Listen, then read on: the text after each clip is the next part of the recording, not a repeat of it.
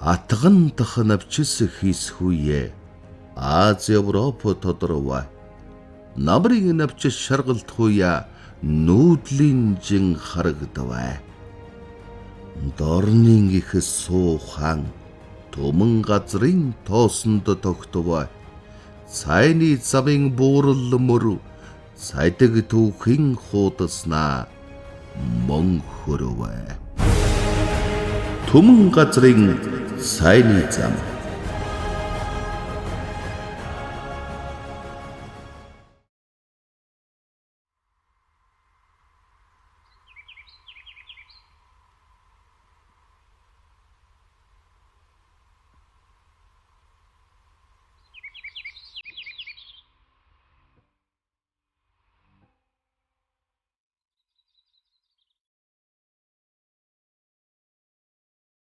Орчлонгийн сэрхүү мэт зүүд үнний дундуур энэ жижигхэн ерөмдөг навч Евразийн хар тэргүүтний ундааны дээж болно гэж хэн нэгэн төсөөлөхөөс өмнө 300-ны турш ийм нэгэн бодит түүх Хятадын нутгаас аль хэдийн дэлхийг зорьсон билээ. Цайны нутаг хэмээн алдаршсан Хятад улсын эдээ ундааны соёл нь үнэндээ ялимгүй ерөмдөг навчсаас эхлэлтэй ажээ. Эртний түүхт боловсон улс хэмээгдсэн Хятадын ард түмэн хэдэн мянган жилийн туршид тариалах соёлын гайхамшигыг таниулан дэлхийг зорьсон цайны замыг түүхэнд дурайтал бичгэлжээ. Хөдөлмөр аливааг бүтээдэг нь үнэн юм. Хятадын Фужиможийн үе шанд ургаж хураасан цайг хаалган хүргэж дахиад одоогийн Орон хотоор гаргаж Монголын их говь уул талыг дамжин Оросын хягт хүргэдэг. За Оросын хягтаас нь дундад Аз дахиад Европын улс орнууд хүртэл энэхүү цайны зам нь 13,000 км үргэлжилдэгээрээ Төмөн газрын цайн зам гэсэн сайхан алдартай. Жигхэн цайнаас үлгэр түүх үүснэ өнөөдөр олон улсын соёлын зам, аялал жуулчлалын зам болон хөгжсөн Төмөн газрын цайн замын үлгэр түүхийг мөрдөн хамтдаа аялцгаая. Усын нуувал ёсын даг гэдэгчлэн навчсаас улбаалсан Хятадын цайны бүс нутгийн эх үзлийн орны нэг бол Хубэй мужийн Чиби хотын Янлүндүн суурин. Хятадын өмнөд нутгийн олон газар цайны тариалан хөгжсөн байдаг. Монголчууд үеийн үед уусаар ярьсан Чуан гэсэн хятад үсгтэй шахмал ногоон цай хамгийн алдартай. Олон жилийн туршид Янлүндүн суурьнд Орос, Герман, Их Британи, Япон зэрэг орны бизнесмэнүүд цуглан 40 гаруй мянган хүн амтай Хятадын цайны захыг байгуулж байжээ. Янлүндүн суурьны цайны навчийг одоогийн Ухань хотын Хангой руу илгээж боловсруулан экспортлдог. Тиймээс Янлүндүн сууринг цайны замын их нутаг гэж үздэг. 养乐洞那个时候，因为我们从这个当地的记载跟那个晋商的记载相结合来看啊，晋商在很早的是在福建做茶的，这个是无可置疑的。然后因为太平天国运动，他把那条茶路断了，他把那条茶路断了以后，他就要重新找新的一个交点，因为这个北方的需求它是不会断的。他最先找到这个杨洞的茶以后，这里的产量还没那么高，他就用这里的茶呀生产了一小部分，然后在那个时候呢，写的是福建原料，就是挂羊头卖狗肉这种，运到北方去。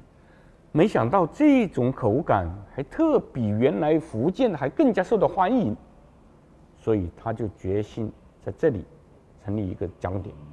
东江一根东江，一根东江，一根东江。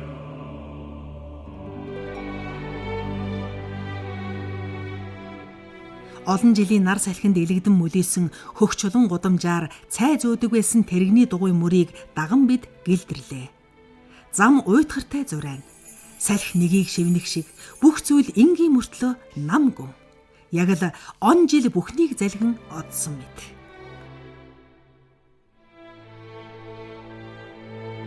За цайн замын тухай ярихад Шанси мужийн худалдаачны тухай дуртахгүй байхын аргагүй. Яагаад гэвэл Шансигийн худалдаачин байснаар цайны навч нь бүс нутаг тэрчлэн маш олон улс оронд тархсан байгаа юм а.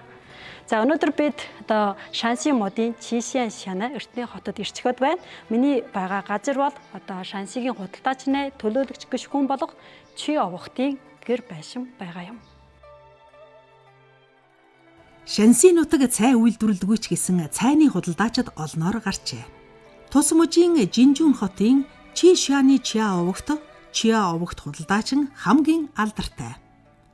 Эдгээр баян худалдаачид цайны тариаланг түрээслэн цайны боловсруулалт, хадгалалт, борлуулалт гээд бүгдийг эзэмшдэг. Энэ нь хятадын цайны зах зээлд нөлөөлөө зогсохгүй тухайн үеийн Европын цайны худалдааны зах зээлийн үн ханшид шууд нөлөөлсөн юм. 晋商啊，它从明代开始就已经是走出去搞这个长途贩运啊，全国各地啊，可以说凡是有麻雀的地方就有晋商，这是一个形象的比喻。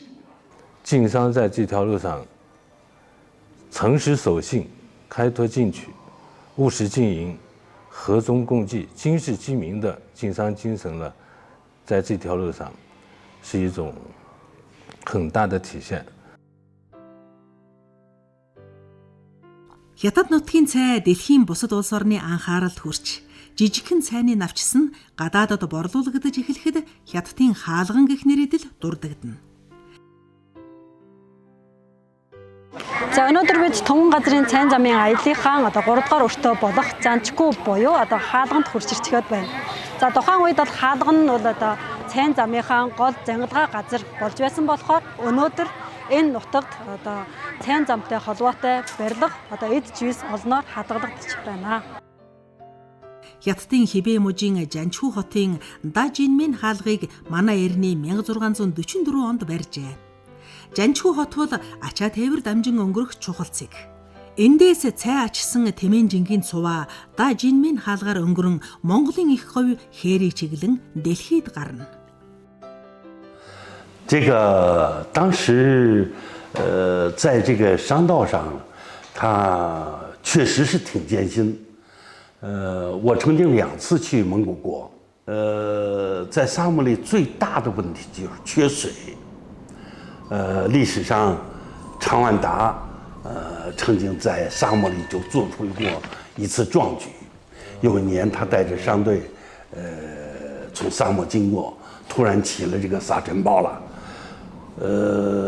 结果呢，商队的水也在这个慌乱中被把这个皮囊给里边的水给洒了，几乎要绝望的时候，他的那个长安达的坐骑就是一峰这个白色的骆驼，挣扎着要起来。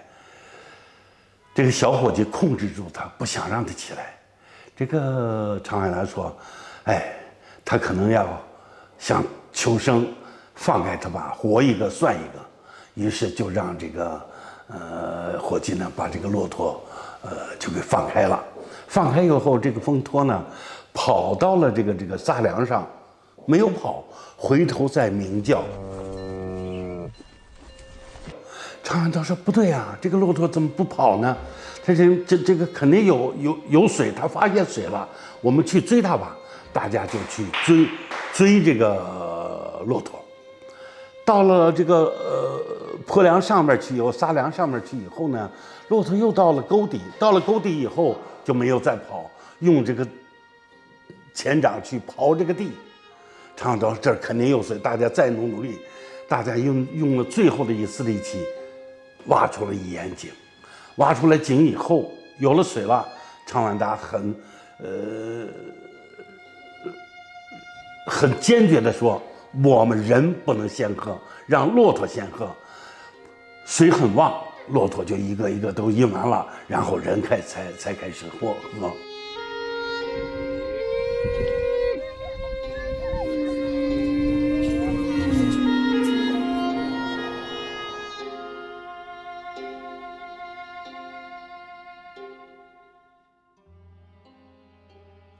Жижигхэн навчис хаалганаар умард руу зүглэж эрээн улаа өртөөгөөр дамжин Тэмэн жингээр дэлхийг чиглэнэ.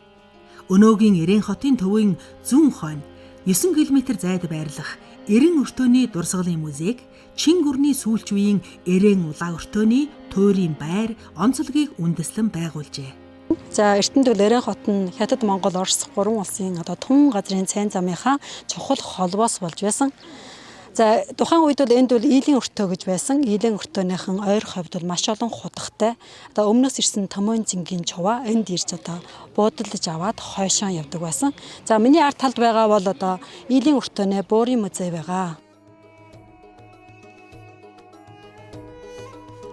20 дугаар зууны ихээр төмөр зам тавьснаар Евразийг сундалж Хятад, Монгол, Орос гурван орныг холбосон энэхүү худалдааны их чимийн тэмээн жингийн хонхны дуу холдож замын тоос нь арилан улаан өртөө нь түүх өгүүлэн хоцорлоо.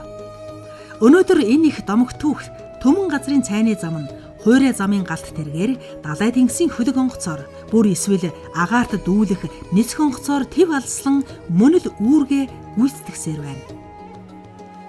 Хамгийн сонирхолтой нь одоо хэдийгээр ашиглахгүй энэ ингээд мартагдаад 200 орчим жилийн хугацаа болсон ч гэсэн нутгийн иргэд бол энд эртвэрүүд бол одоо энэ худалдаачд маш ихээр явж исэн, энд ингэж буудалж исэн гэдэг энэ домог ярианууд бол нэлээд бол үлдсэн байгаа нь бол энэ бол том одоо орон зай байсан байна. Маш их одоо худалдаачид наашаа цаашаа явдаг. Энэ бол зөвхөн хятадын худалдаач гэхгүй монголчууд өөрсдөө оролцдог, оросууд ирж оролцдог. Ингээд ийм том өргөн одоо олон улсыг хамарсан том худалдааны логистик тээвэр явж исэн байна гэдэг нь бол ч тодорхой байна. Маршрута мы ждем, что большое количество туристов как из Китая через Монголию приедет в Россию, так и наоборот из России приедет в Китай. Мы рассчитываем, очень надеемся на то, что Великий чайный путь затронет как приграничные регионы Китая, так и приграничные территории России и придут в результате в Москву и Санкт-Петербург, в исторические и культурные центры России, в результате чего наши гости из Китая смогут познакомиться с основными культурными ценностями России, а гости из России смогут познакомиться с приграничными регионами Китая. Сүүлийн үед цайны замын тухай Монгол, Орос, Хятадын эрдэмтэн судлаачдын уулзалт зохион байгуулж, аялал жуулчлалын салбарынхан цайны зам шугамыг мөрдөн орчин цагт төрөл бүрийн хамтын ажиллагааг зохион байгуулах болсон нь цайны замын тухай үйл ажиллагааны орчин үеийн хэлбэр болон хөгжижээ. Цайны модод салаалан навчилж, ертөнцийг амилуулжээ. Дорны их тэнгэр навчсаар амилж, навчсаар хөлжиж, навчсаар соёолж, навчсаар томорч, навчсаар үргэлжлэнэ. Үнэхээр ертөнц мөнх навчсч мөнх буюу